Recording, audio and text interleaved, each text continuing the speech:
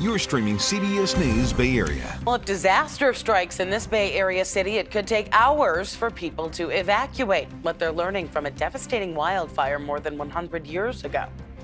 If we needed to leave, we'd be on foot because it's in a car. If everybody tried to get in their cars, it just wouldn't work.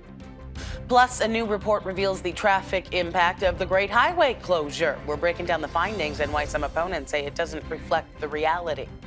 There's a little bit more in the morning and the evening. But what they're not capturing are the thousands of people choosing not to do things because it's too complicated to get there.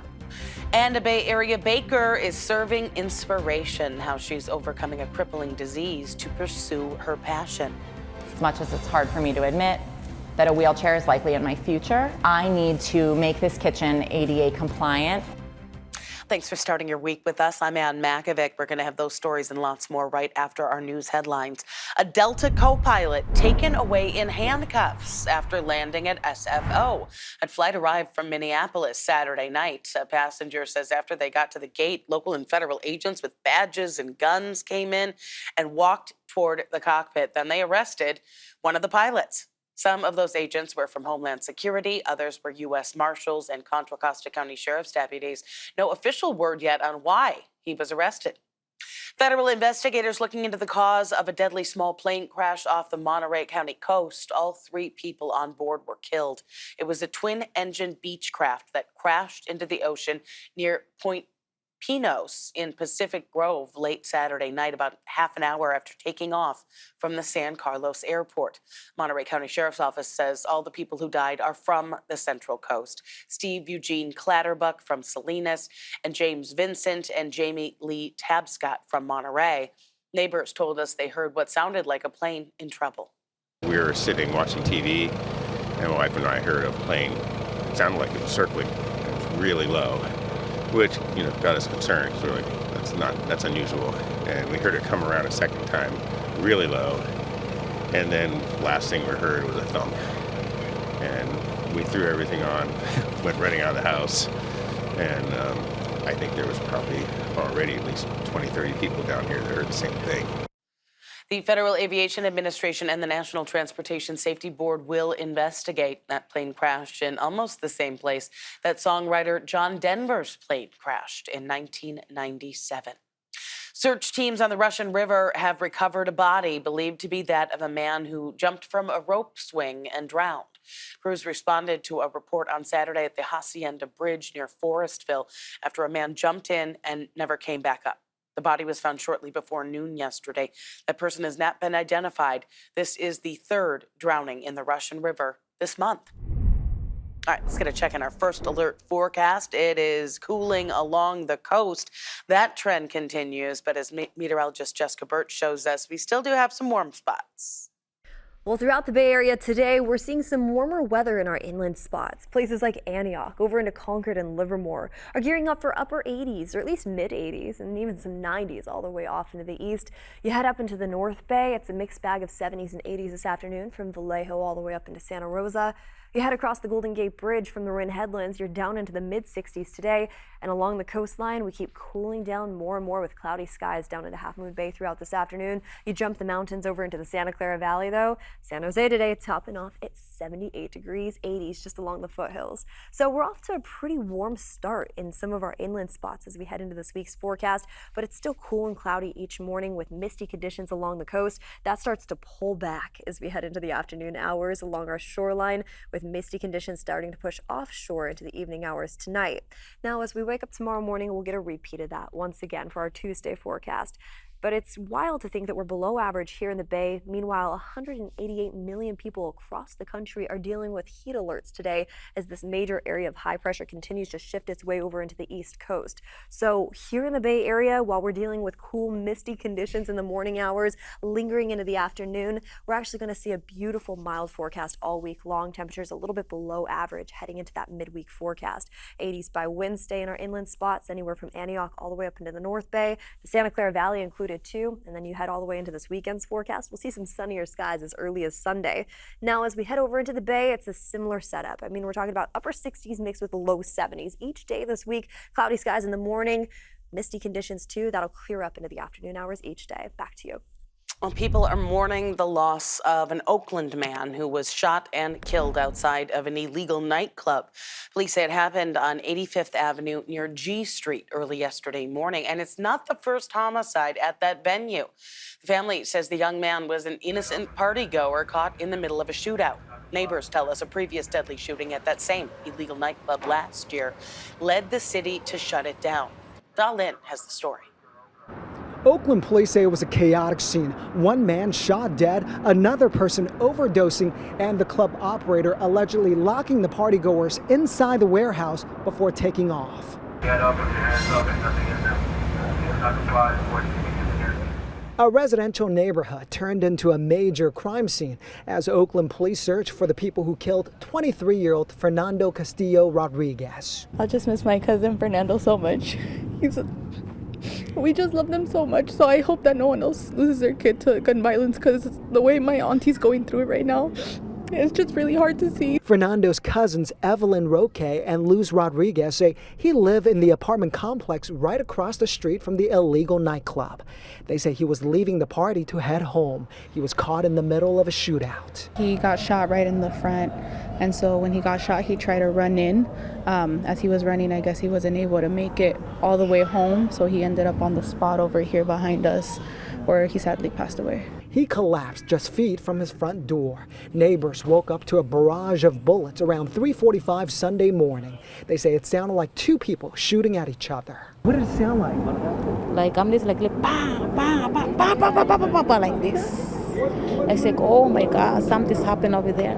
It's a lot of people coming over here. Martin Munoz says he was one of about 60 partygoers inside the illegal nightclub when the shooting broke out. People were getting along. There was no animosity. There was nothing. It happened out of the blue, and at least for us, we just panicked to try to make sure that we could be safe. He says the club operator locked the gate and ran off, leaving partygoers trapped inside. Some jumped fences to escape through neighboring yards. Oakland police detained dozens of people because they didn't know who might have been involved in the shooting. Martin says most, if not all, were released after being questioned. We heard like loud banging. I didn't think it was gunshots. I thought it was just people fighting. Partygoers also say while they were locked in, one man overdosed. They say police dragged him out and saved his life. Neighbors say this incident didn't come as a surprise.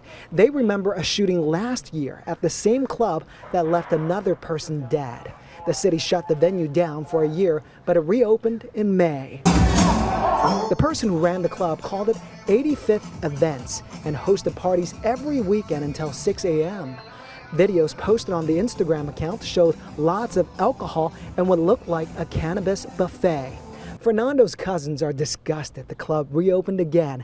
They're still in shock over losing him, a young man they say was kind, loving, and deserved so much more.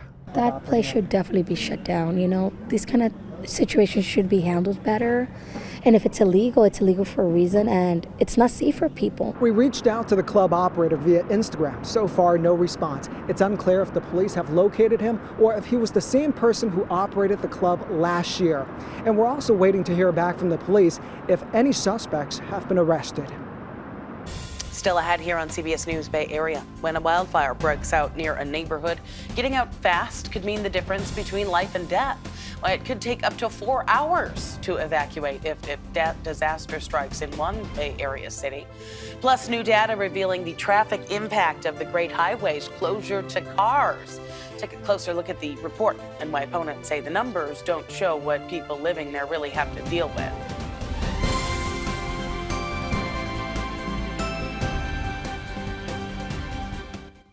Well, compared to last week around this time, temperatures are a little bit warmer for us as we kick off this week's forecast. We have upper 80s today and tomorrow throughout our inland areas, down into the low 80s as we head into our midweek forecast, and then averaging out with cloudy skies into this weekend into the mid 80s. That's pretty much where we're at widespread throughout our inland spots, from wine country all the way down into the Santa Clara Valley. But you head over into the coast and along the bay, we're also seeing a mixed bag of temperatures. Upper 60s mixed with the low 70s as we head into the next couple days with cloudy skies each morning. Thousands of Safeway workers in Northern California will not be walking off the job after all, after both sides reached a last-minute deal, keeping a strike off the table. The union and Safeway reached a tentative agreement early yesterday covering more than 25,000 employees. If approved, the new deal will include pay raises, a strengthened pension plan, and better job protections. Union leaders say they're going to be scheduling votes to ratify the deal in the coming days. In a statement, Safeway says in part they appreciate the union's partnership in reaching a contract that will benefit its associates and allow them to continue to serve their customers. Well, with the cool, damp weather we've been having this summer around the Bay Area, the threat of wildfire might not be top of mind.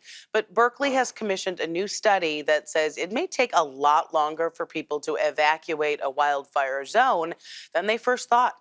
As John Ramos shows us, the city is learning a lesson from a century-old fire.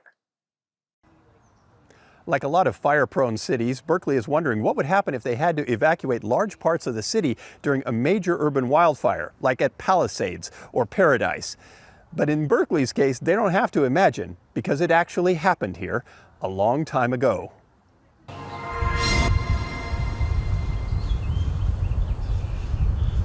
On September 17, 1923, high winds drove a grass fire into Berkeley neighborhoods that burned more than 600 homes and made all the national newsreels. And that was before the hills were covered with the eucalyptus trees that Henry De Niro calls the line of fire. Fire today in Tilden Park in a 40-mile-an-hour Diablo wind would send hundreds of thousands, if not tens of millions of embers into the city. And they wouldn't just be the Berkeley Hills. They go all the way down. They will go miles into the city. De Niro is president of the Berkeley Fire Safe Council, a nonprofit wildfire mitigation group that is focused on the threat from the Berkeley Hills. He's reacting to a study commissioned by the city that estimates that in some neighborhoods, it could take 4 hours for people to evacuate. The study uses the boundaries of the 1923 fire and says with the current number of automobiles being used on the narrow, winding streets, a fire in the area could end up being a major disaster as the streets become gridlocked with panicked evacuees. So I think the 4-hour estimate is reasonable in an orderly evacuation. I think the real issue is, can there be an orderly evacuation? If the alarms went off, and AC alert said this is a mandatory evacuation, there's a fire in Tilden Park, I think that the Berkeley Hills would become jammed with cars within minutes. Everyone would try to leave at the same time. And then I think a 4-hour evacuation is problematic. People would leave on foot, as they did in the 1991 Oakland fire. Berkeley has a unique system of walking paths and stairs that could be used to get people down out of the hills in a hurry on foot. And most living in the area have been planning on that for years. If we needed to leave, we'd be on foot, because it's in a car. If everybody tried to get in their cars, it just wouldn't work. Imagine with an emergency, possibly at night with smoke, people a little bit in a panic. The paths are going to be your best way down on foot. The problem with that in Berkeley is we have a significant elderly population in the Berkeley Hills. And so those who can't walk out or run out or get on a bicycle will be stuck in the hills, particularly if the streets are all jammed with traffic and with abandoned cars. And the study points out that the road barriers that Berkeley has erected to restrict traffic flow may also be a problem during a mass exodus. So the city is recommending that people pre-evacuate by leaving their homes during extreme fire weather conditions. But De Niro thinks that may not be a realistic solution. The challenge there is, how do you get a significant percent of the population to leave when there's no fire? And I don't think that has been thought through yet. I think that some creativity needs to come to play here. And I think we may have a problem that isn't really solvable. We don't like to think of problems as unsolvable, but that may be what Berkeley is facing when it comes to wildfire. They can plan for an orderly evacuation, but if history has taught us anything, it's that people's human nature tends to kick in when they're running for their lives. A number of fire evacuation workshops are being planned in Berkeley for the next few months. There is a link to more information on our website, kpix.com. It's been a little more than 3 months since the Upper Great Highway transformed into Sunset Dunes, a brand new park People living in the outer Sunset had expressed concern about traffic flooding into their neighborhoods. And now we have some of the numbers. It's been 8 months since San Franciscans voted to close down the Great Highway and convert it into that asphalt park. That sparked a recall campaign against the district supervisor. Now, San Francisco transportation officials have released their first report on traffic patterns in the outer Sunset since that closure. Kenny Choi takes a closer look at the findings and what both sides are saying.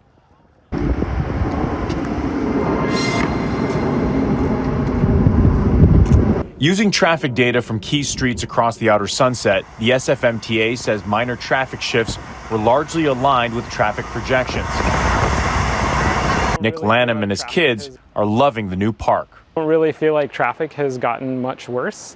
There's a little bit more in the morning and the evening, but mostly it's like, maybe you get like 2 cars deep at the stop sign, but it's really not too bad at all. SFMTA data shows traffic on the Upper Great Highway between Fulton and Lincoln has dropped by 30%. But opponents of the closure point to the increased traffic in other parts of the district. The report says Chain of Lakes Drive has about 2,000 more vehicles per day than pre-closure. Lower Great Highway has about 700 more vehicles per day. The SFMTA says that means about 1 additional vehicle per minute at peak hour compared with pre-pandemic traffic. The MTA may well find that there's, 100 less cars that are on, Sunset Boulevard. What they're not capturing are the thousands of people that are driving circuitous routes to try and navigate through their daily lives, and then choosing not to do things because it's too complicated to get there. And that's a common experience, and that's real. Those pushing for the recall of District 4 Board of Supervisor Joel Ingardio, who supported Proposition K and the opening of the park, aren't giving up the fight. We're not anti-park people. We're not anti-bicyclist people at all. This is about being excluded from the process and being excluded by, in District 4, by their representative. For supporters of the park, like Lucas Lux, the president of Friends of Sunset Dunes, the data backs up what he's been seeing on the streets. A resident of the outer Sunset, when the park first opened, you could see and feel a little bit of a traffic change, but that quickly, as people adjusted to the new route, basically using Sunset Boulevard, which the data shows people are doing, the residential streets are pretty much as they were before. And that's the way it feels to me as well. The SFMTA says other roadways remain below pre-pandemic traffic and that Sunset Boulevard remains at 90% of pre-pandemic traffic volumes. The report shows Lincoln Way, east of Chain of Lakes Drive, was not impacted by the closure of the Upper Great Highway and remains 7% below pre-pandemic traffic volumes. Still ahead here on CBS News Bay Area, we're going to introduce you to a local chef who is baking through barriers. Much as it's hard for me to admit that a wheelchair is likely in my future. How the community is stepping up to make sure nothing holds her back.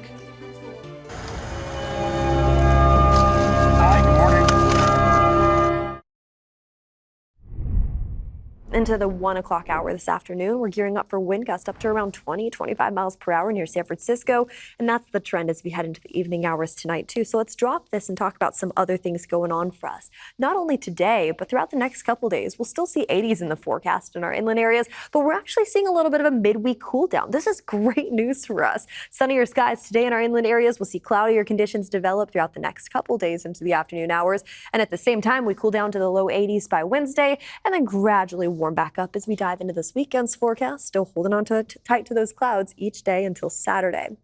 Let's head over into the Bay forecast now. A little bit different. Of course, all of our microclimates decide to do their own thing. And if you live along the coast or along the Bay, that's where you're noticing those mid to upper 60s in the forecast, trickled in with some 70s too. That's the case across the Bay Bridge over into Oakland and Berkeley. And the moment you pass the Bay Bridge over into San Francisco, temperatures cool down just a smidge more.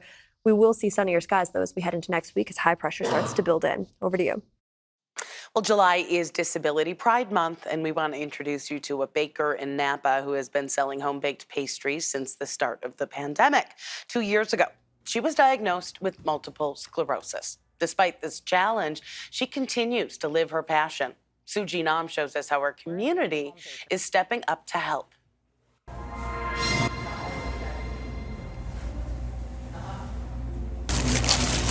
They're layered with butter. These are aged cheddar and green onion.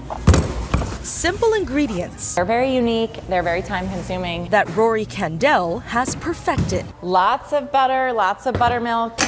You'll find her in her kitchen, rolling up her sleeves bright and early. Every Wednesday now we have a scone production day. Making hundreds of pastries each week. We're a bake-at-home bakery, so everything we make is frozen, meant to be baked by our customers. With a dream in one hand and a rolling pin in the other, she opened Rory's Bakehouse in Napa during the pandemic. As a baker, she stands for hours in the kitchen, something that is becoming more and more challenging each day. It turned out that I had multiple sclerosis. So at the time I was diagnosed, it was shocking, but I was very mobile and totally fine.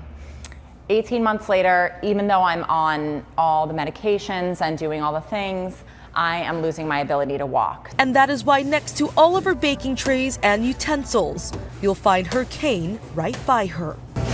Kandel can't easily lift her feet off the ground anymore, so she shuffles carefully around her kitchen. As much as it's hard for me to admit that a wheelchair is likely in my future, and I need to make this kitchen ADA compliant because I am handicapped. And that is when the community jumped in to help, donating money to help her soon renovate her kitchen for her physical needs. How are you? Madeline Karam is one of her many supporters. It's our strawberry shortcake. She is continuing, and she says, I'd rather transform this entire space, put a lot of money into making it work for her so she can continue to do what she's passionate about. Even being able to walk to her freezer outside, she does not take for granted. And we have a very stocked freezer here. From making cookies to scones. So this is our strawberry vanilla scone. Nothing is holding her back. Showing my kids really that anything is possible. It's gonna make me cry, but really, I just want them to know that if you have a dream, that you can't, like there are so many things that can get in a person's way and so many things that can stop you, but if you wake up every day and you just tell yourself you're going to overcome those things little by little, coupled with the fact that I have the most incredible support system, you can really overcome so much. Pushing herself every day, baking through the barriers. Coming up at our next half hour here on CBS News Bay Area, we've been hearing a lot of talk lately about gas prices about to spike here in California. Starting July 1st, all of our gasoline is going to go up 65 cents a gallon, thanks to Governor Newsom. Today, we are clearing up the misinformation and investigating how much drivers will actually have to pay.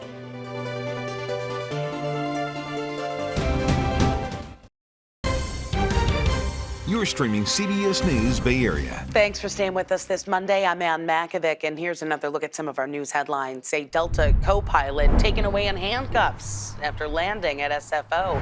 A flight had arrived from Minneapolis Saturday night. Passengers said after they got to the gate, local and federal agents with badges and guns came in and walked toward the cockpit. Then they arrested one of the pilots. Some of those agents were from Homeland Security. Others were U.S. Marshals and Contra Costa County Sheriff's deputies. No official word yet on why this pilot was arrested. Federal investigators looking into the cause of a deadly small plane crash off the Monterey County coast. All 3 people on board were killed. The twin-engine Beechcraft crashed into the ocean near Point Pinos in Pacific Grove late Saturday night, about a half an hour after taking off from the San Carlos airport. Monterey County Sheriff's Office says all the people who died are from the Central Coast. Steve Eugene Clatterbuck from Salinas, and James Vincent and Jamie Lee Tabscott from Monterey. Search teams on the Russian River have recovered a body believed to be that of a man who jumped from a rope swing and drowned. Crews responded to a report on Saturday at the Hacienda Bridge near Forestville after a man jumped in and never came back up. His body was found shortly before noon yesterday. His name has not been released. This is the 3rd drowning in the Russian River this month. All right, let's get another check on our first alert forecast. Another gray start to the day. Here's meteorologist Jessica Birch. Well, throughout the Bay Area today, we're seeing some warmer weather in our inland spots. Places like Antioch, over into Concord and Livermore are gearing up for upper 80s, or at least mid 80s, and even some 90s all the way off into the east. You head up into the North Bay, it's a mixed bag of 70s and 80s this afternoon from Vallejo all the way up into Santa Rosa. You head across the Golden Gate Bridge from the Marin Headlands, you're down into the mid-60s today.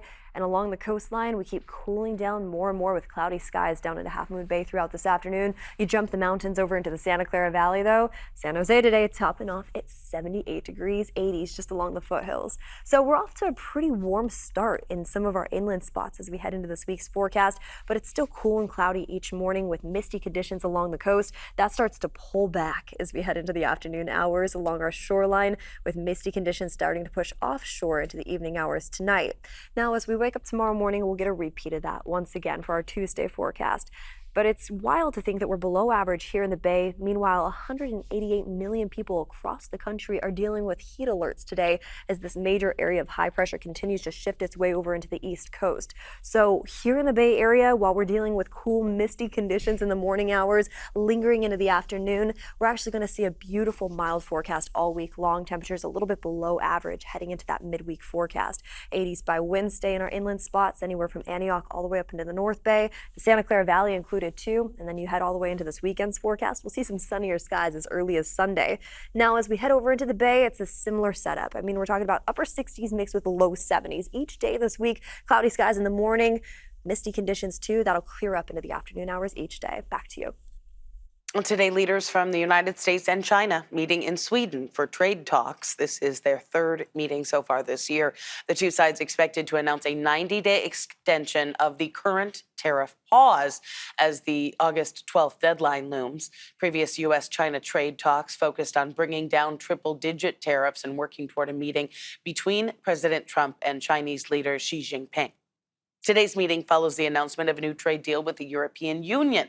After a meeting at Trump's golf course in Scotland, that deal sets a 15% tariff on most European imports. That is lower than the 30% tariff that was set to take effect on Friday, August 1st. But experts say prices will likely rise for products like German cars, perfume, and pharmaceuticals. The EU has also agreed to purchase military equipment, $700 billion of U.S. energy, and to invest $600 billion in the U.S. Elon Musk has announced a multi-billion-dollar chip deal, one that could really shake up the chip industry. Musk says Tesla signed a $16.5 billion agreement with Samsung to build its next-generation chips at the tech company's new Texas factory. That move could jumpstart Samsung's struggling chip division. Samsung already produces chips for Tesla and their full self-driving system. Samsung stock rose nearly 7% after that announcement. Predictions have been swirling about a looming jump in gas prices here in California. Governor Newsom countered those claims with a series of gas price fact checks. California Investive correspondent Julie Watts teamed up with CBS News Confirmed to fact check the governor's fact check. When it comes to projected gas price increases, context is key. And maybe more important is how it directly impacts you.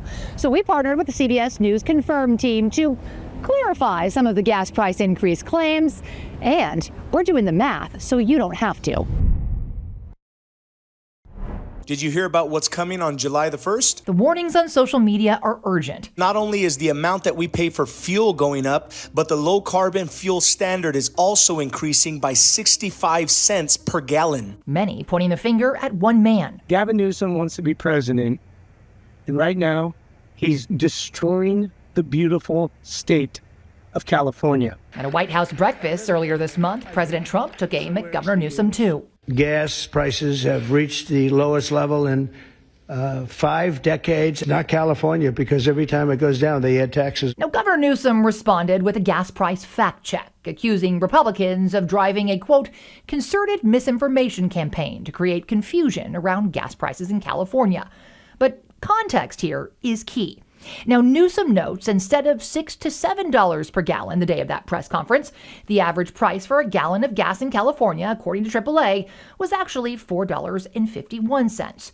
But that is still well above the national average. As we know, Californians have long paid more than drivers in other states due to California taxes and regulations. But what does that all mean for you right now? Well, CBS News Confirmed crunched the numbers, and based on federal fuel economy and mileage data, at our current gas prices, California drivers spend, on average, $759 more per year on gas than the national average.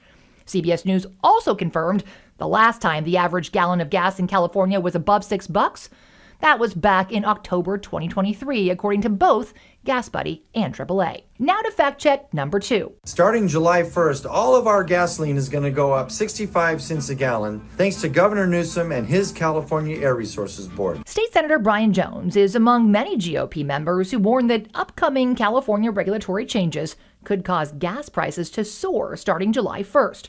Now, Newsom also fact-checked that 65-cent price hike claim, saying it was false.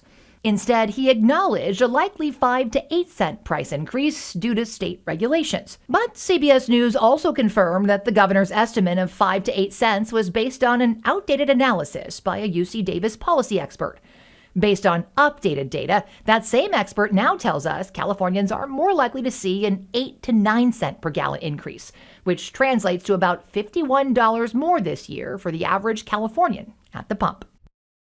That UC Davis energy expert, Colin Murphy, says it would take, quote, a jaw-droppingly implausible combination of unlikely events to see gas prices increase by 65 cents per gallon.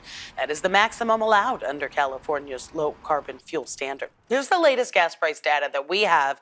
According to AAA, average cost of a regular gallon of gas in San Francisco is $4.63, $4.54 in Oakland, and $4.46 in San Jose. A family's hard-fought push for safety changes on a street in Oakland is moving forward. The city broke ground Friday on a new bike lane path next to Lake Merritt. That pathway is named after a 4-year-old girl who was killed in a bicycle accident 2 years ago on that very street. The new two-way bike lane covers a stretch of Lakeshore Avenue from East 18th to El Embarcadero. The pathway will be separated with concrete barriers from vehicle traffic. The little girl's family tells Da Lin they believe the infrastructure improvement will save lives. Right now on Lakeshore Avenue, bicyclists ride in this area between parked cars and this white line. There's little protection from moving cars or from drivers who open their doors. Riders say the new bike lanes will get them out of harm's way. Breaking ground Friday afternoon on the Maya Correa Memorial Bikeway, named in honor of this little girl, Maya Correa, who died in a bike accident 2 years ago on Lakeshore Avenue.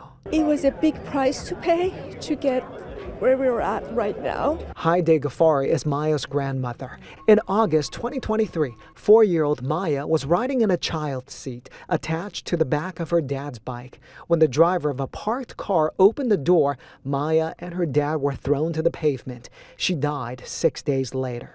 Since then, Haide and her family have been pushing for safer bike lanes along Lakeshore. But at one point, funding challenges nearly derailed the project. We've been up and down, up and down, up and down. Today is an unbelievable day. I never thought we're going to get here. The 0.7-mile two-way bike path will look like this. It'll be protected from traffic by concrete barriers. And transportation officials say it won't eliminate any parking spots. We can prevent those deaths, and I think that's the hardest part of this whole thing is, it's an accident, but it's a preventable death. Bicyclists, young and old, say they'll feel safer once the project is done. I have close calls frequently. The big problem are speeding motorists. The cops can't be everywhere. Enforcement is not the answer for safety. Safety is about infrastructure. So when this project is done, we're going to have a protected bike lane that you can't get hit in. Maya's 9-year-old brother Kai says he plans to be one of the first to ride in the new protected lanes. It feels unreal because it shouldn't be happening because she should still be here with us physically. So this shouldn't even be a thing at all. She should just be at home with us, and we should be going on multiple bike rides and having a fun, safe time. Haide says her family's fight isn't over. She wants kids all over Oakland to be able to ride safely. I have now become a board member of Bike East Bay to continue my advocacy. City officials say the Maya Correa Memorial Bikeway should be completed next summer, roughly a year from now. Coming up next here on CBS News Bay Area, the world-famous Gilroy Garlic Festival made its return. How they're looking to the future after tragedy struck 6 years ago. We were not stopped nor defeated, and we move on.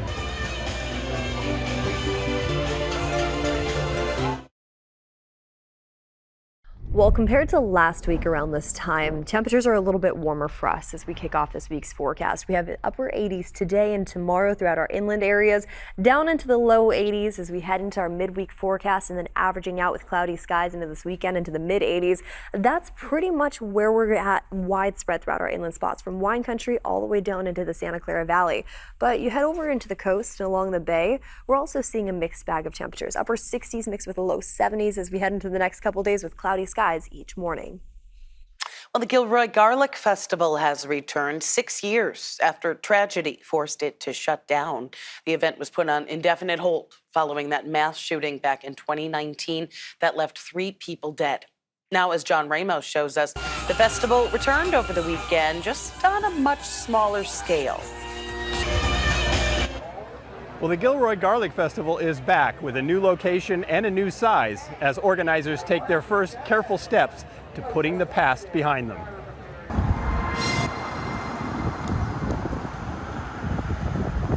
It was one of the most popular and unlikely events anyone could imagine, a celebration of a plant with such a strong smell that it was known as the stinking rose. Prior to 1979, garlic was sort of in the closet.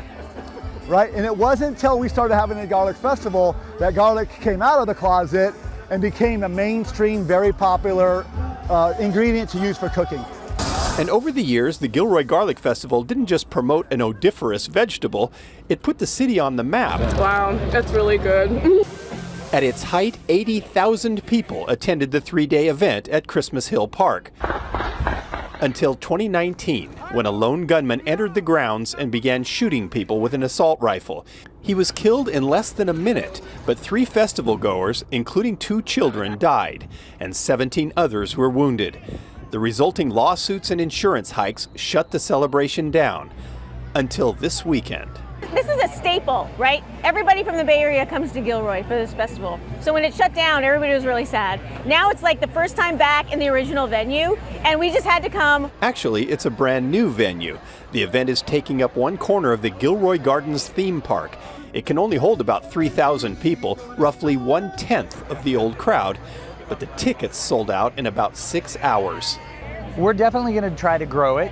This is a first step forward. So after being in kind of hiatus for the last 5 years, we're really starting to get our, brushing off the dust on our boots and making sure that we grow this responsibly.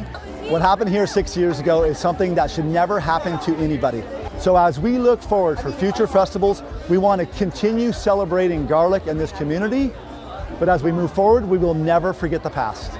Greg Bozo's family has been part of the event since its beginning and was on scene when the shooting occurred. He recently was elected mayor on a promise to restore and preserve the festival. Now, as visitors feasted on all kinds of garlic-infused foods, both usual and unorthodox, Bozo said it was the people themselves who were changing the fortunes of the festival and the city. You have helped us come back, and instead of being remembered for something that bad happened to us, we will now be known for how we responded to it, and I thank everybody for that. It's always so much harder to build something than it is to destroy it. The town was shaken by a random act of madness, and it's taking some time to get their feet back under them. But the determination to reclaim their beloved tradition shows that the scent of garlic isn't the only thing that's strong in Gilroy. Well, this year's San Francisco's marathon is in the books. Runners yesterday taking part of one of 5 events. There was a full marathon, 2 half marathons, a 10K and a 5K. It was the first time in the race's 48-year history that the full marathon sold out. And our very own Jessica Birch participated in the half marathon this weekend. It was her 3rd year running it, and she ran it in just 2 hours. Tomorrow is the next game for the Golden State Valkyries, and they're hoping to rebound from their most lopsided loss yet. They lost by 31 points to a last-place team yesterday. Ouch. The Connecticut Sun had 12 three-pointers, 14 steals, and 53% shooting, all season highs. Final score 95-64. Valkyrie's trying to adjust to the absence of Kayla Thornton, who is out for the season with a knee injury. And it's not going to get any easier for them. Tomorrow they're facing off against the Atlanta Dream. You can watch that game on KPIX starting at 4 p.m. Coming up, a longtime artistic director is stepping away from his post at Children's Musical Theater San Jose.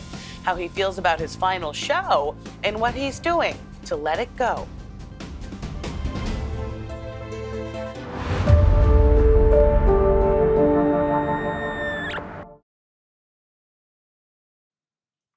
Well, San Francisco just tied its rainiest July on record with 5 measurable days of rain. We know San Francisco can get pretty cold during the summer, but gray skies, drizzle, and chilly temps have made this the city's coldest summer since 1982. We were just kind of talking about how it doesn't really feel like summer. Some days it's kind of gloomy, like feels like you're, I don't know, under the weather almost. I really like the cool weather, especially like mornings, evenings are nice. Like golden hour for a couple hours is just so lovely to be outside. And speaking of Frozen, the Disney animated film is coming to life at Children's Musical Theater in San Jose. This is also the final show for longtime artistic director Kevin Hauge, who is retiring after 3 decades. And as he steps away, a new director is stepping in, one who already has deep roots here in the Bay Area. Our Gianna Franco talked to both of them about their futures.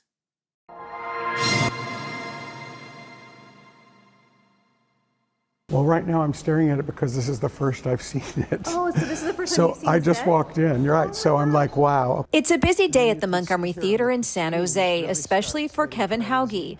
Here's an opportunity for you to see Elsa here on the ice castle. Looking pretty good, if you ask me. As crews work to transform the stage into the magical world of Arendelle from Disney's Frozen. And it's the final show of the 57th season for Children's Musical Theater in San Jose.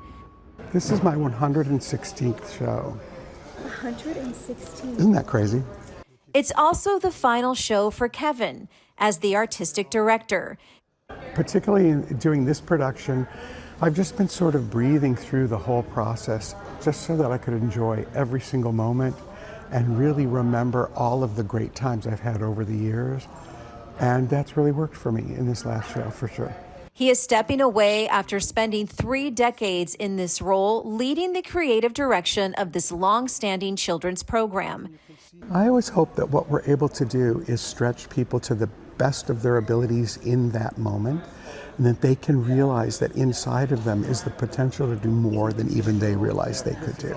And the job has been a special one. Yeah, it's the kids. Again, like even today when I was sending an email about certain details that we need to work out, it's not because of the way I want them to look.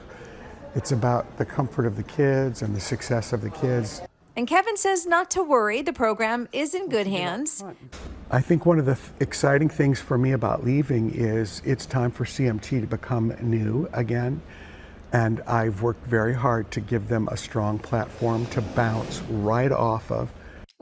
Kikau Alvaro will be taking over as artistic director, and he has deep roots with CMT. I did 1 summer show, and then I was totally hooked.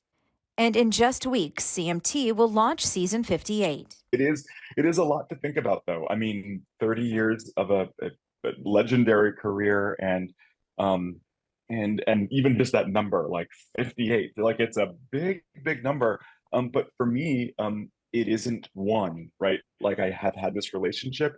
For me, it feels like a really nice fresh start and something really exciting for our community. Kevin says there's really no need for goodbyes. I think the relationships I have with people will continue.